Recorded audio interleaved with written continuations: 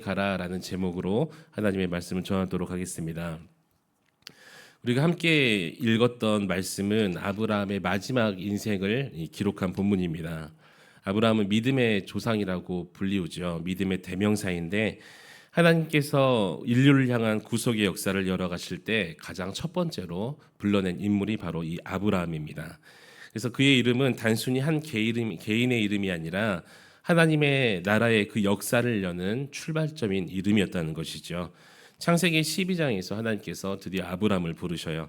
그리고 본토 친척과 아비의 집을 떠나서 보여주실 그 땅으로 가라고 명령을 하십니다.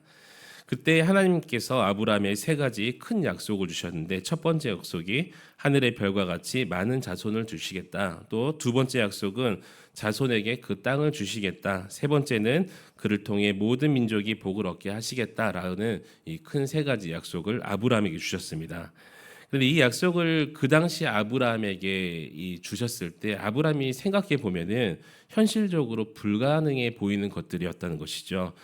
이 아브라함이 부름을 받았을 때 이미 나이가 75세였고 또 아내 사라는 잉태하지 못하는 그런 상태였기 때문이었습니다.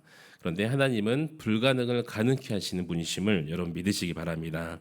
말씀을 보니까 아브라함의 삶은 기다림의 연속이었어요. 자손을 주시겠다고 약속을 하셨는데 이삭이 태어나기까지 25년이라는 세월을 아브라함은 기다려야 했습니다. 그래서 그 기다림 속에서 아브라함은 그 조급함을 참지 못하고 하갈을 취해서 이스마엘을 낳기도 했고, 또 그 연약함 때문에 애굽에서 두려워서 이 사라를 누이라고 속이는 이 연약한 모습도 우리에게 보여주었습니다. 그런데 하나님은 그 연약함 가운데 속에서도 약속을 지키시는 하나님이셨음을 우리에게 말씀하고 있다는 거예요. 결국 아브라함은 100세의 약속의 아들을 얻었고 그 아들을 통해서 하나님의 언약이 이루어졌다는 것을 우리가 볼 수가 있습니다. 오늘 보면은 아브라함이 175세를 살고 또 나이가 높아서 또 늙어서 기운이 다가여 자기의 열조에게 돌아갔다고 기록하고 있는데, 이 아브라함의 삶은 허무의 삶으로 끝나는 삶이 아니었습니다. 이 아브라함의 삶은 믿음의 여정이었고 또 이 아브라함의 삶은 하나님의 언약이 다음 세대로 이어지는 전환점이었다는 거예요. 우리 사랑하는 성도 여러분, 우리의 인생도 언젠가는 끝나겠죠. 그날에 우리는 무엇을 남길 것인가? 세상에 흔적을 남길 수도 있고 또 재산을 남길 수도 있습니다. 그런데 아브라함은 오늘 말씀을 보니까 무엇보다도 하나님의 약속을 붙들고 살았다는 믿음의 발자취를 남겼다는 거예요. 이러한 아브라함의 생애 속에서 놀라운 사실이 무엇이냐면 하나님의 그 약속들이 단 하나도 땅에 떨어지지 않았음을 우리에게 말씀하고 있습니다. 인간적으로는 그 약속이 불가능해 보였지만 하나님은 그 약속을 반드시 성취하셨다는 거예요. 이 창세기 21장에 마침내 약속의 아들 그 이삭이 태어나죠. 아브라함이 100세 때 또 사라가 90세일 때, 계속해서 창세기 이야기가 어제 설교도 계속 반복되고 있지만 사람의 시각으로는, 사람의 능력으로는 불가능한 일이었습니다. 그런데 하나님께서는 능치 못할 일이 없으시다는 거예요.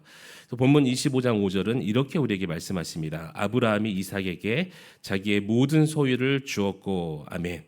이거는 우리가 그 단순히 성경 말씀을 문자적으로 보면 우리가 뭐 항상 지금도 돈을 벌고 있는 이유가 아들에게 또 딸에게 자손들에게 물려주기 위해서 이렇게 돈을 벌고 있잖아요. 근데 성경은 이런 시각이 아니라 자산의 상속이 아니라 언약의 계승을 뜻하고 있습니다.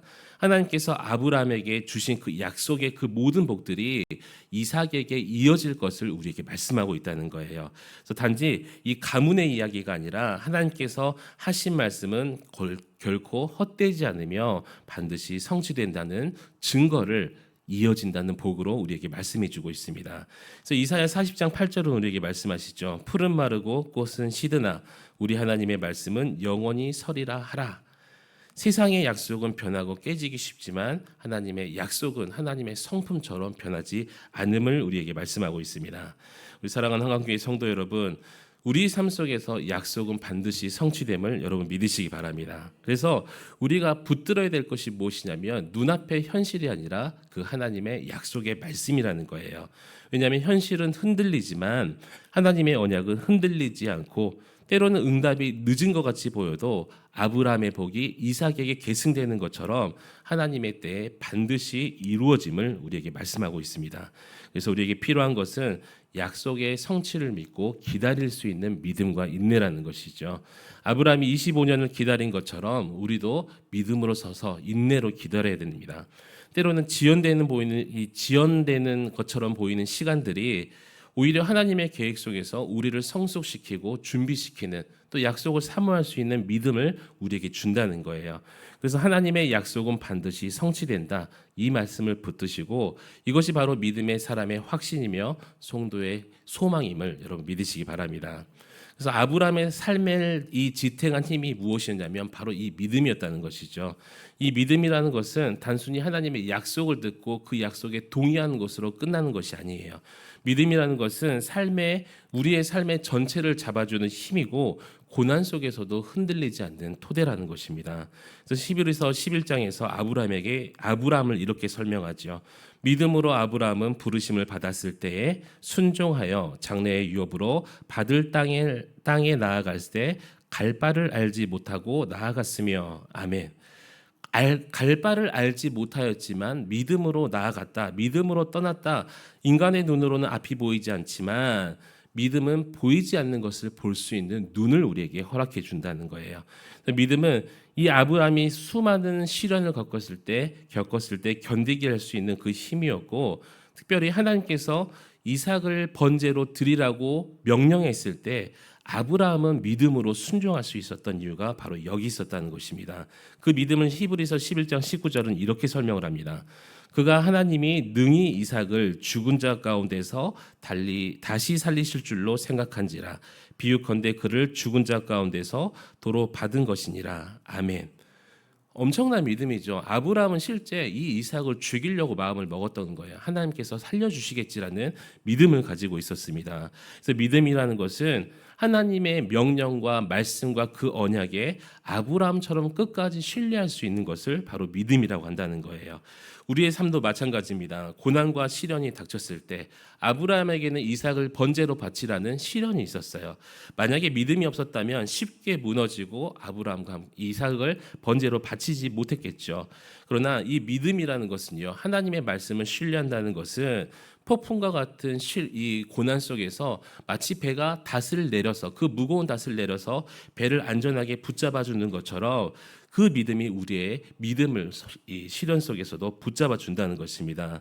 그래서 믿음이라는 것은 단순한 위로나 이렇게 긍정적인 사고가 아니라, 믿음이라는 것은 실제로 하나님의 약속을 현재 속에서 살아내는 능력임을 여러분 믿으시기 바랍니다. 그래서 아브라함의 생애를 쭉 보니까 이 아브라함이라는 사람은 사실은 이렇게 완벽한 사람이 아니었어요. 오히려 우리와 비슷한 그런 사람이었다는 거죠. 때로는 두려움 속에서 사라를 누이라고 속이기도 했고, 갈급함과 조급함 때문에 할갈과 동침했고, 그런데 그의 삶을 끝까지 지탱했던 것이 무엇이냐면 바로 이 믿음이었다는 거예요.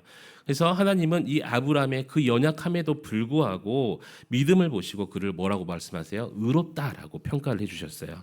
사랑하는 성도 여러분, 우리의 삶을 붙잡는 것도 바로 이 믿음뿐임을 여러분 믿으시기 바랍니다.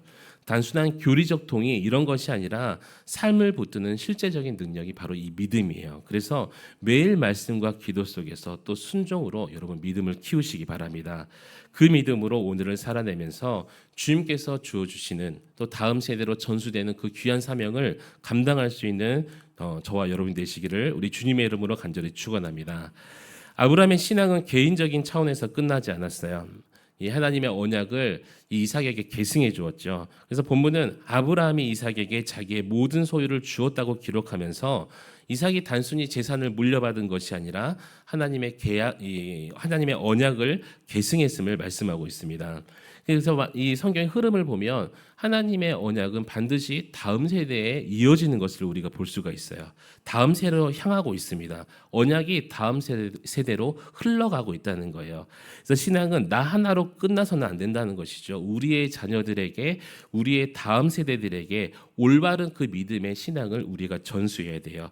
그래서 교회의 다음 세대가 우리의 신앙의 계승자가 되도록 아브라함 때부터 쭉 이어져 오는 그 믿음의 이 신앙들이 쭉 이어져야 될 줄 믿습니다.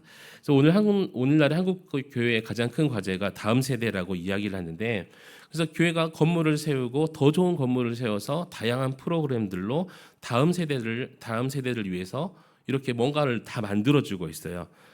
그렇지만 그 모든 프로그램들과 아름다운 건물이 다음 세대에게 믿음을 전하지 못한다면 아무런 소용이 없다는 것이죠.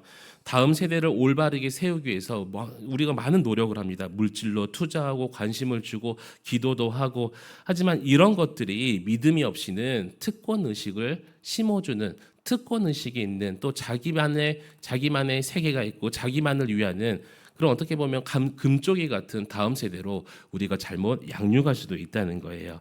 그래서 우리가 무엇보다도 다음 세대가 믿음하게 온전히 서게 하기 위해서 올바른 믿음을 전수해야 될 줄 믿습니다. 또한 아브라함은 이 언약은 이 가문을 넘어서 열방으로 향했다고 성경은 기록하고 있어요. 너로 말미암아 천한 만민이 복을 얻을 것이다. 이 말씀은 오늘날 우리 교회와 또 우리 성도들이 전도와 선교의 사명을 감당할 수 있는 그런 원동력이 되는 성경 구절이죠. 그래서 이처럼 성경이 말씀하시는 것처럼 우리의 믿음과 우리의 신앙이 다음 세대와 더 나아가서 이 모든 열방에까지 믿음이 흘러나가야 됨을 우리가 말씀하고 있습니다.